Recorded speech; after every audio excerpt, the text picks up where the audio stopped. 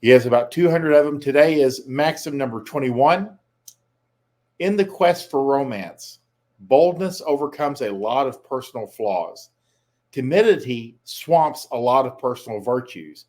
It means what he is saying is that your boldness, your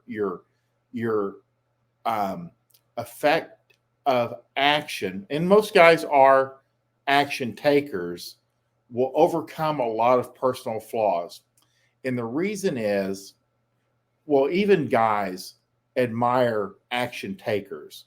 They tend to show a bit of boldness, bravery, and I'm missing the word, but they tend to move towards action, not inaction.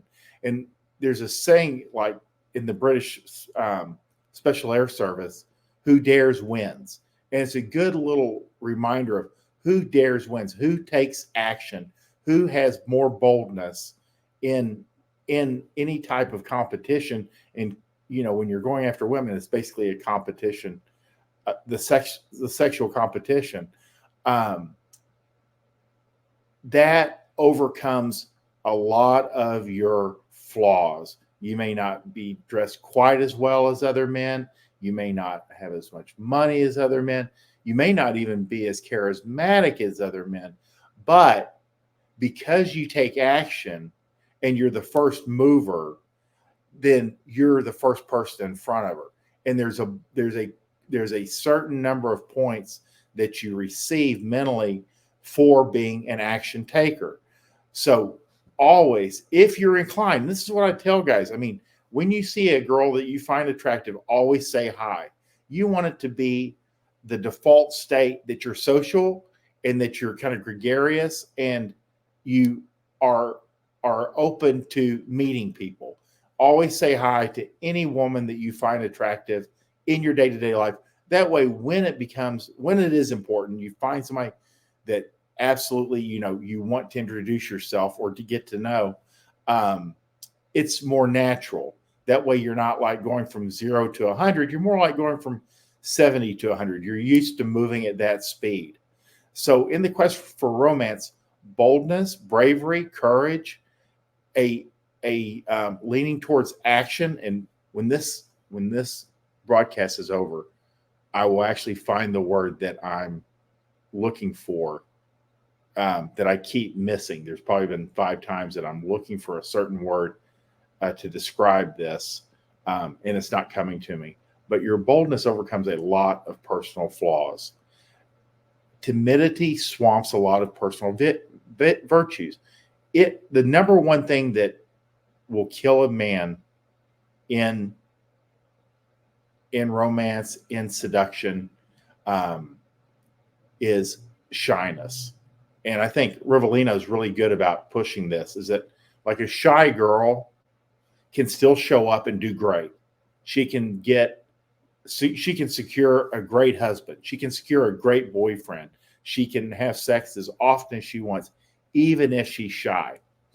For a man who's shy, you're in trouble. You're not going to have a high quality life. You're probably going to be overlooked for a lot of things. You're going to miss out on a lot of things, and you're definitely going to have to settle for scraps when it comes to women. Shy men don't do well. You have to overcome that if you want to do well with women. There's no questions about it. Some things, it's just like if you take a shower daily, you're going to do much better than a guy who showers once a week. So if you're shy, you're the guy showering once a week or once a month. It's to your disadvantage, and you have to work on overcoming that.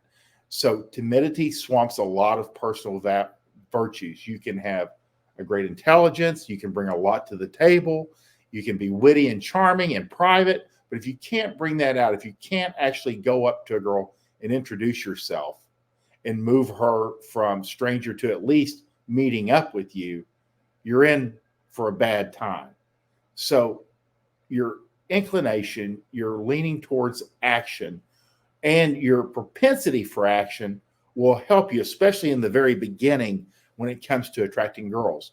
And the last point I'll make here is we say why. Because a lot of guys don't like guys who grandstand or who take a lot of action or are the center of attention. That's how they see it if a person is bold. But women are passive. They are receivers. They are designed to be acted upon, and you are designed to be an actor. So nothing happens until you take action. And every nitwit that we talk about this, they'll be like, well, I've had a girl come up and talk to me before, or I had a girl ask me out. The exceptions prove the rule. The exceptions prove the rule in game. Every time we have a rule, somebody will jump in and say, hey, but and that single instance will tend to prove the vast majority of the rule. And the vast majority of women have to be acted upon. You have to take the initiative. You have to make things happen right up until sex starts happening regularly. And then the girl will pick up a little bit of the initiative as she starts to chase you. And make no mistake, girls will chase you. Once you start having sex with them 2, 3, 4 times, they will be more bold in their pursuit of you. And that's where they're happiest. So remember, women have to be acted upon. You have to make things happen. You have to approach them. You have to get the conversation going. You have to ask them out. Once you meet up, you have to move them from that venue to in your bed. And then you have to repeat it 3 or 4 times before they'll start taking some action. And there's all kinds of reasons for that, but that's too large of a topic for this short little segment. But again, maxim number 21, keep in mind, in the quest for romance, boldness overcomes a lot of personal flaws. Timidity swamps a lot of personal virtues. Let's see, we got questions. Good. Like Johnny says, I found out that the mistakes I made for being audacious was corrected by being more audacious. Exactly. Girls will push and test you and see if you're like actually the real deal, what you're proposing to her that you are, which is bold. And they'll push back sometimes, especially girls that are kind of damaged. Then you just lay on more boldness and they'll tend to shut it down. They just want to see if you're the actual real deal because they've been fooled before.